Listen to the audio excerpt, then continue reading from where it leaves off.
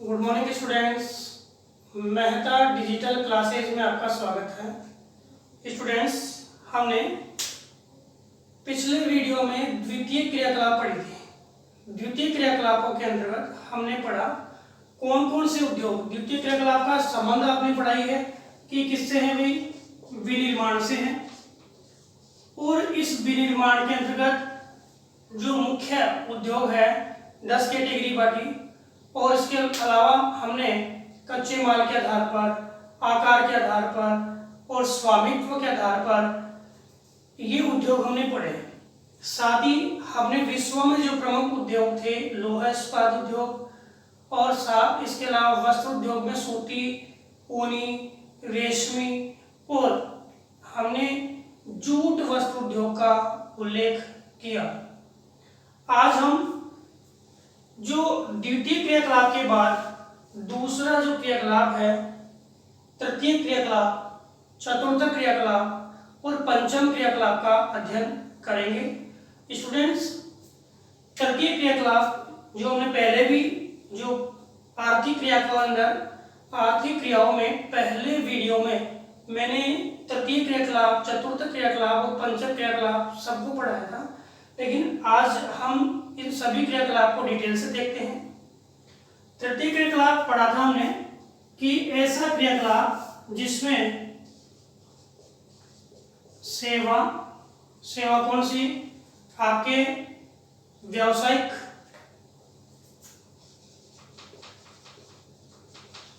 और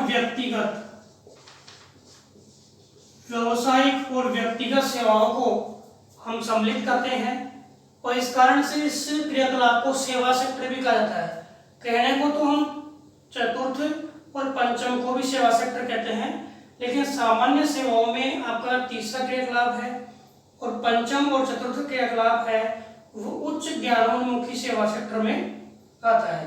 तो विद्यार्थियों, सेवा कौन सी, व्यावसायिक और व्यक्तिगत सेवाएं मिलती है। इस क्रियाकलाप के अंतर्गत देखें तो इसका संबंध उत्पादन और विनिमय से है। यहां उत्पादन का मतलब मूर्त वस्तुओं के निर्माण से नहीं है, यहां उत्पादन का मतलब है सेवाओं की प्राप्ति, और सेवाओं की प्राप्ति किसके बदले, वेतन के बदले या जो आपके कोई भी मुद्रा उसके बदले किसकी प्राप्ति, सेवाओं की प्राप्ति। उत्पादन क्या है, जो आपके सेवाओं का, कौन सी सेवाओं का, व्यक्तिगत या व्यावसायिक सेवाओं का उत्पादन, और उसका विनिमय किसके माध्यम से, कोई भी वस्तु के या कोई भी मुद्रा के माध्यम से।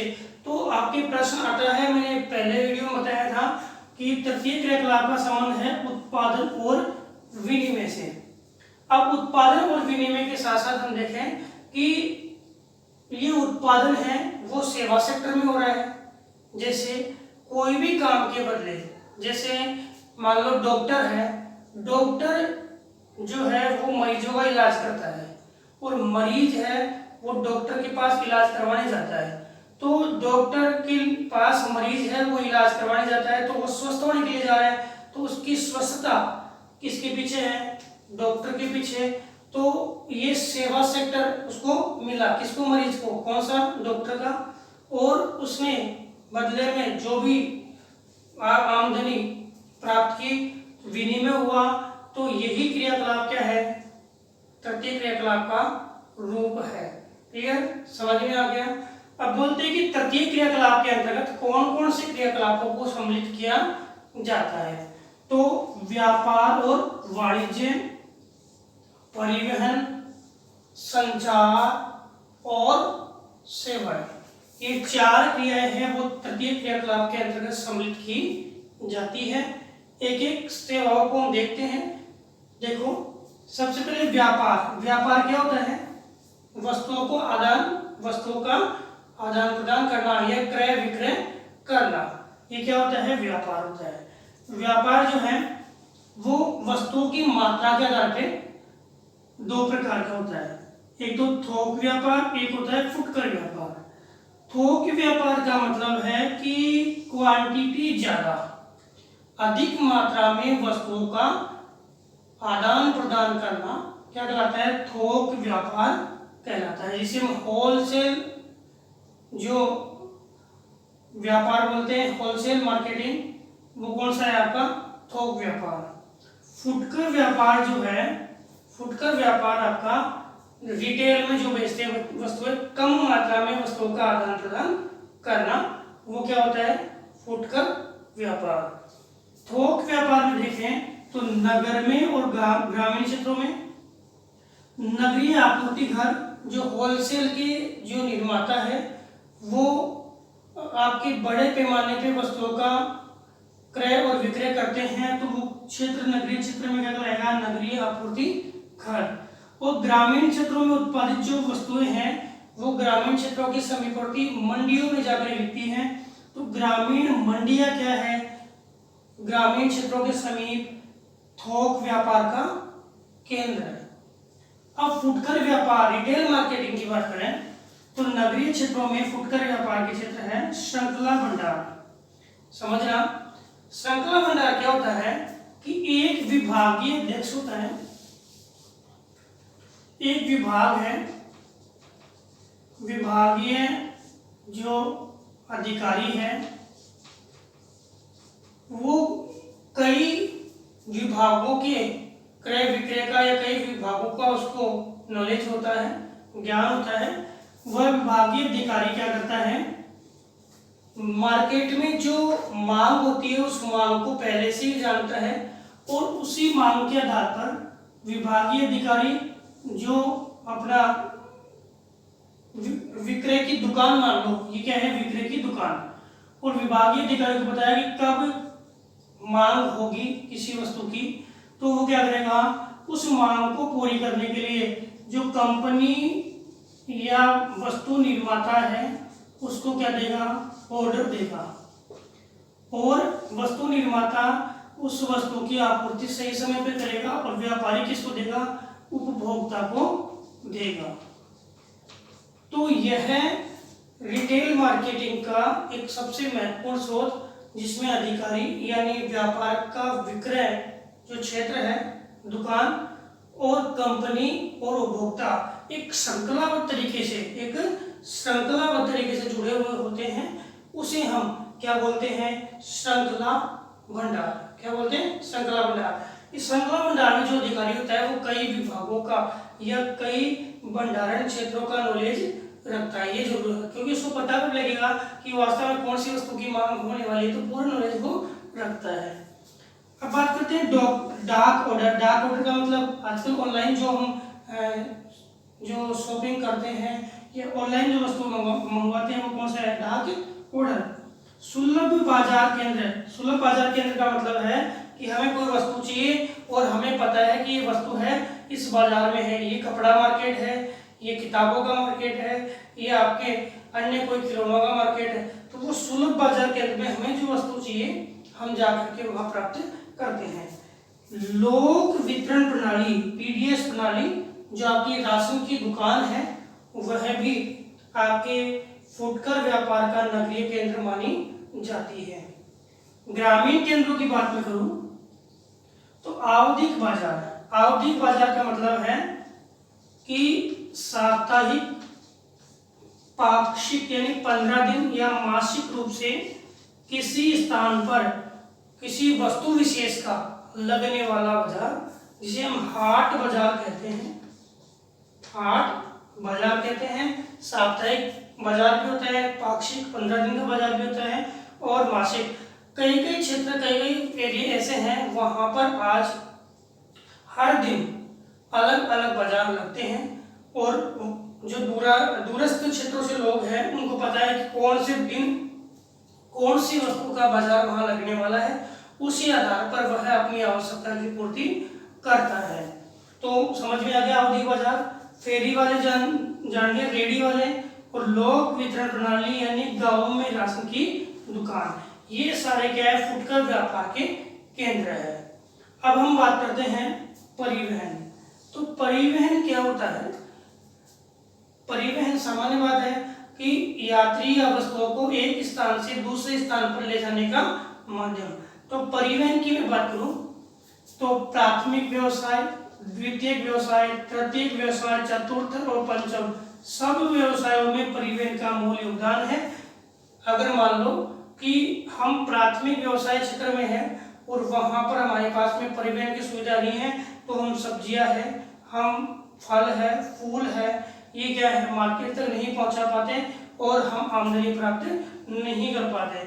ऐसे ही प्राथमिक क्रियाकलाप से सेकेंडरी जो उद्योग स्थापित किए हैं और उन क्षेत्रों में परिवहन माध्यम नहीं है तो हम उद्योग की स्थापना करने में असमर्थ होते हैं। ऐसे ही सेवा सेक्टर में अगर परिवहन मार्ग माध्यम और परिवहन मार्ग नहीं है तो हम सेवा सेक्टर का सही रूप से पालन नहीं कर सकते या सेवा सेक्टर का विकास नहीं कर सकते।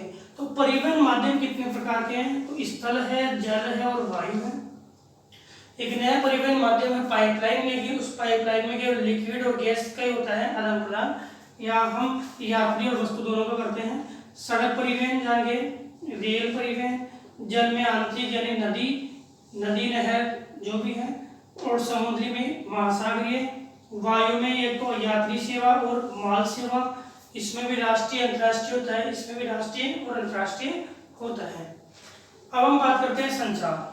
देखो संचार क्या होता है, कोई भी सूचना, कोई भी तथ्य, नेक्स्ट लेसन में पढ़ेंगे हालांकि, कोई भी सूचना, कोई भी तथ्य, विचार, वो एक स्थान से दूसरे स्थान तक, एक व्यक्ति से दूसरे व्यक्ति तक, एक समूह से दूसरे समूह तक जो पहुंचाने का माध्यम है वह क्या कहलाएगा, संचार।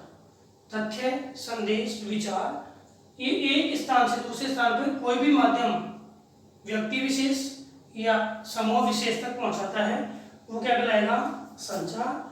संचार में देखो परिवहन एक प्रमुख माध्यम है। आरंभ में पशुओं के माध्यम से, पक्षियों के माध्यम से संचार कार्य होता था, धीरे धीरे मनुष्य ये कार्य करने लगा और मनुष्य के बाद जो परिवहन माध्यम है वो ये काम कर रहे हैं डाक के माध्यम से।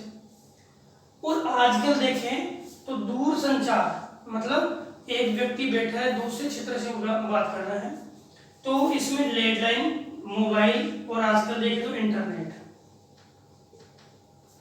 ये दूरसंचार के प्रमुख स्रोत है।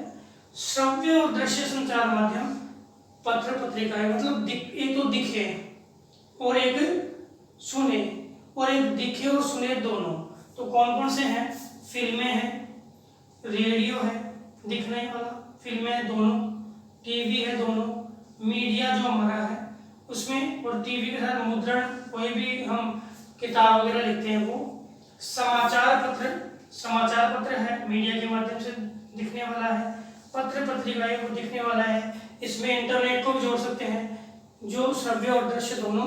तो ये संचार के माध्यम है जो कौन सी कैटेगरी में आएंगे, तीसरी में। परिवहन कौन सी में आएगा, तीसरी में, लेकिन परिवहन तो सभी कैटेगरी कराएगा, और व्यापार वाणिज्य। इसके अलावा सेवाएं मुख्य हैं क्योंकि सेवा सेक्टर है। सेवाएं कैसी, मौद्रिक, मुद्रा वाली, बीमा वाली, बैंकिंग,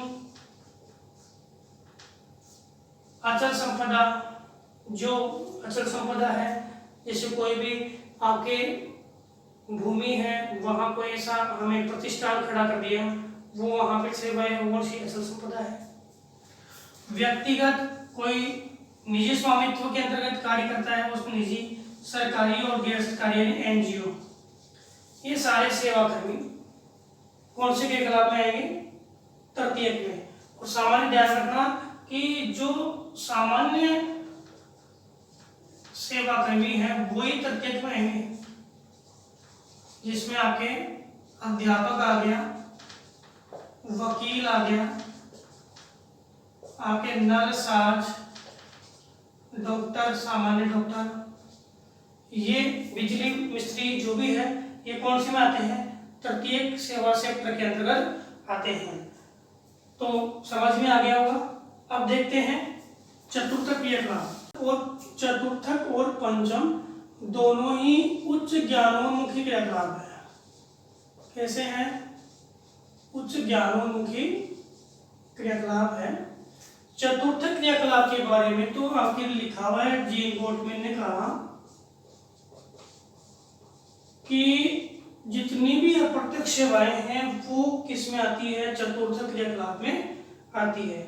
और प्रश्न बोर्ड में आया हुआ भी है कि इसका संबंध किससे है, तो सूचना आधारित क्रियाकलाप और अनुसंधान रिसर्च आधारित क्रियाकलाप कौन सा है, चतुर्थ क्रियाकलाप माना जाता है। सूचना आधारित और अनुसंधान आधारित क्रियाकलाप कौन सा है, आपका चतुर्थ क्रियाकलाप है।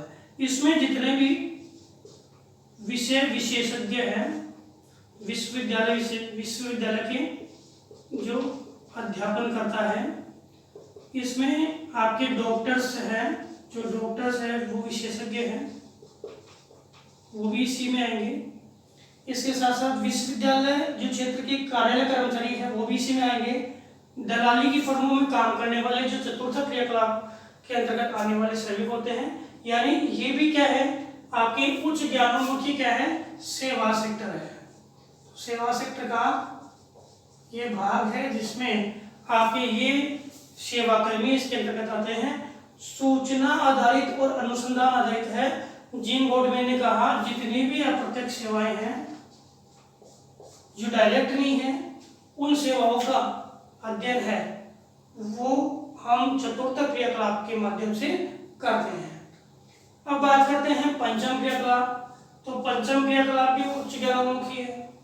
इस क्रियाकलाप के अंतर्गत जो कार्य करने वाले लोग हैं वो विशेषज्ञ होते हैं। यहाँ पे देखें तो जो परामर्शदाता होता है वो इसमें आता है, लेकिन जो परामर्शदाता वित्त और विधि का परामर्शदाता किसमें आएगा, पंचम में। पंचम क्रियाकलाप के अंतर्गत नवीन व वर्तमान जो विचार है उनकी रचना करना, उनका पुनर्गठन करना, उनकी व्याख्या करना, रचना करना, पुनर्गठन करना, उनकी व्याख्या करना, आंकड़ों की व्याख्या करना, जो भी आंकड़े हैं उनकी व्याख्या करना, उनका निर्माण करना, साथ ही साथ जो आंकड़े इन्होंने व्याख्या की है, निर्माण किया है, उनका तकनीकी आधार पर मूल्यांकन करना, तकनीकी आधार पर मूल्यांकन करना। ये क्रियाएं किसमें आती है, पंचम क्रियाकलाप के अंतर्गत आती है। नवीन और वर्तमान विचारों की रचना करना, पुनर्गठन करना, व्याख्या करना, आंकड़ों की व्याख्या करना, निर्माण करना, तकनीकी आधार पर मूल्यांकन करना। ये मूल्यांकन की रूपरेखा है वो किसमें आती है, पंचम क्रियाकलाप में आती है। विषय विशेषज्ञ जितने भी है वो इसी में आते हैं। आपके वैज्ञानिक इसी में आते हैं। निर्णयकर्ता जो वो इसी में आते हैं। जो जज है, जो हाई कोर्ट सुप्रीम कोर्ट के जो जज है, न्यायाधीश, वो इसी में आएंगे। परामर्शदाता में और तो उसमें आएंगे, लेकिन वित्त और विधि का इसी में आएगा। नीति निर्धारण, कोई भी प्लानिंग की जाती है सरकार के माध्यम से, वो किस में आएंगे, पंचम क्रियाकलाप के अंतर्गत आएंगे। तो विद्यार्थियों ने प्रथम, द्वितीय, तृतीय, चतुर्थ और पंचम सेवा सेक्टरों का अध्ययन किया। इस प्रकार हमने हमारी जो यूनिट है आर्थिक क्रियाकलापों की उसको पूरा किया है। साथ ही इसके बाद जो नेक्स्ट वीडियो के अंतर्गत हम विश्व में जनसंख्या के वितरण, घनत्व, इसका अध्ययन करेंगे। धन्यवाद।